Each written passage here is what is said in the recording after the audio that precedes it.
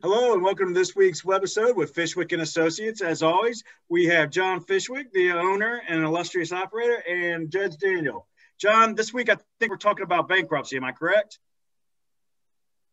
We are, Zach, our host with the most. Good to see you. Glad to see Judge Daniel. I think he's virtual this week. We've run into snags in a couple of cases recently, and we thought we'd talk about what do we do when that happens. And we've had, I think, two cases where we've sued corporations, and for various reasons, those companies have gone into bankruptcy while our case was pending. And so what do we do? And so some people think, well, it's over, they're in bankruptcy, and so we can't do anything about it. The case is over because there's no money to collect if we're suing for money damages. But oftentimes when we bring cases against a company, there's insurance policy that may cover the lawsuit that we have. And if that's the case, we can ask, it's complicated, but we ask the bankruptcy court to send the case back to wherever our case is, whether it's in state court or in federal court. The lawyer word is to lift the bankruptcy stay, because a bankruptcy stay stops a case if a company files bankruptcy. But if there are other assets out there, particularly an insurance policy, we don't give up. Just like in any other case, we rarely give up. And so we keep pursuing it, and we're looking at all of those options in those two cases. So there's a formal process where you have to go to the bankruptcy court and you say, hey, bankruptcy judge, I know they filed bankruptcy, and that means you have to stop everything.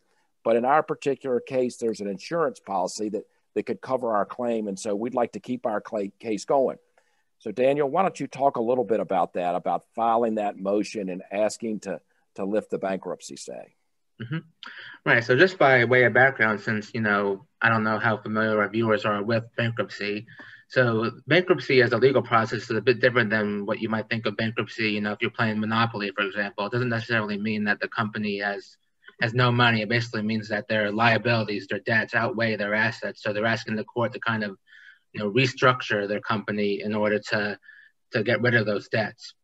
And so when you have a case against a company, you have what's called a unliquidated judgment. So you have, you think that the company owes you money, but you haven't, got an actual judgment against the company yet. So you can't go and tell the bankruptcy court that, hey, this company owes me X dollars, because you haven't gotten that judgment yet.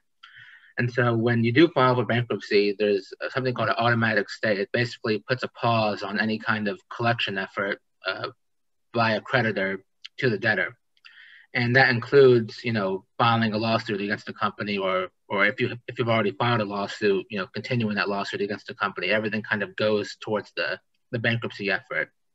But under federal law, you can file what's called a motion to lift the stay. So you're asking the bankruptcy court to say that, hey, there's good cause here to lift the stay. This, typically, one factor that courts will look at is whether lifting the stay will affect the bankruptcy. And when there's insurance involved, then that really doesn't affect the assets of the company. The insurance is the one who's going to be paying the judgment ultimately, even though the judgment is against the debtor who's in bankruptcy.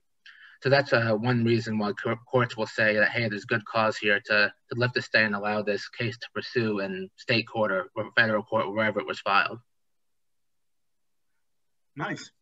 Yeah, that's a good analysis of that, Daniel. And I think the one thing that we look at is that sometimes people think, well, that's a game over, the other side's in bankruptcy, but Right. We look for ways to continue to pursue claims for our clients. We never give up, we never surrender, and we look for options for them, because if they've been harmed, we want to make sure that they have an opportunity to get a recovery. And so it's a roadblock, no question about it, but we look for ways to get around that roadblock. Absolutely. So Zach, we appreciate it. We wanted to talk to folks about this. I think with COVID, you're obviously going to see more bankruptcies, and then how does that affect litigation? I think lawyers like us are going to look for creative ways to keep cases going.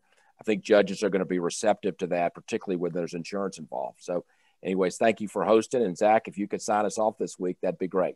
Absolutely. And as always, guys, ladies and gentlemen, actually out there, you like something, please let us know, share, subscribe.